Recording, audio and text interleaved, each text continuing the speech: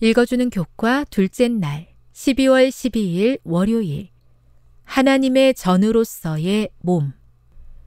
영혼은 영원하고 육체는 사멸한다는 이원론은 인간의 몸에 대한 다양한 생각을 만들어냈다. 예를 들어 고대 그리스 철학자들은 인간의 몸을 죽음으로 해방될 영혼을 가두고 있는 감옥으로 여겼다.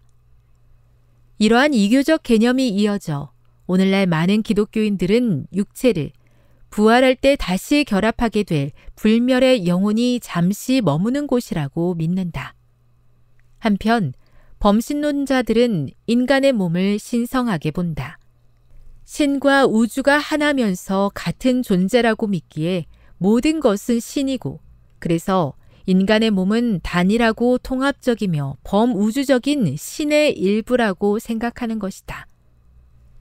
이렇게 충돌하는 여러 주장들 속에서 우리는 성경이 인간의 본질에 대해 가르치는 것을 확실히 이해하고 그 진리 위에 굳게 서야 한다.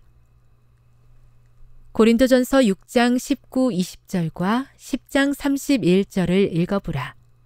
우리의 몸이 하나님의 전, 그리고 성령의 전이라는 사실을 제대로 이해하게 된다면 우리의 생활 방식에 어떤 긍정적인 변화가 일어나겠는가? 아담과 하와 모두 하나님의 모양과 형상대로 창조되었는데 그것은 그들의 품성뿐만 아니라 육체도 마찬가지였다. 그 형상이 죄로 인해 훼손되고 가려졌기 때문에 구속사업은 생명나무에 더 이상 접근할 수 없게 된 인간을 육체의 건강을 포함해 원래의 모양과 형상으로 회복시키는 것이다. 이와 같은 회복은 예수님께서 재림하셔서 썩을 것이 반드시 썩지 아니할 것을 입겠고 이 죽을 것이 죽지 아니함을 입게 될 때에 비로소 완성되는 인간의 삶 전체를 아우르는 과정이다. 사도 요한은 그의 친구 가이오에게 사랑하는 자여 내 영혼이 잘됨같이 내가 범사에 잘되고 강건하기를 내가 간구하노라 라고 편지했다. 만약 인간이 분리될 수 없는 존재이고 신앙이 인간의 삶의 모든 측면을 포함한다는 것을 이해한다면 신체를 건강하게 보호하는 것 역시 우리가 가진 종교적 의무임을 기억해야 한다. 먹든지 마시든지 무엇을 하든지 다 하나님의 영광을 위하여 하라는 말씀의 원칙에 따라야 한다. 하지만 선한 사람들이 최선을 다한다고 할지라도 죄 많은 인간의 본성과 죄로 가득한 환경으로 인해 여전히 고통당할 수밖에 없는 세상에 살고 있다는 사실 또한 기억해야 할 것이다. 그러므로 하나님을 믿고 우리가 할 수 있는 최선을 다하며 결과는 하나님께 맡겨야 한다. 교훈입니다. 영은 선하고 육은 악하다는 이원론적 사상은 이교적 가르침에서 비롯된 비성서적 가르침이다. 우리는 몸과 마음 모두를 깨끗하게 보존하기 위해 노력해야 한다.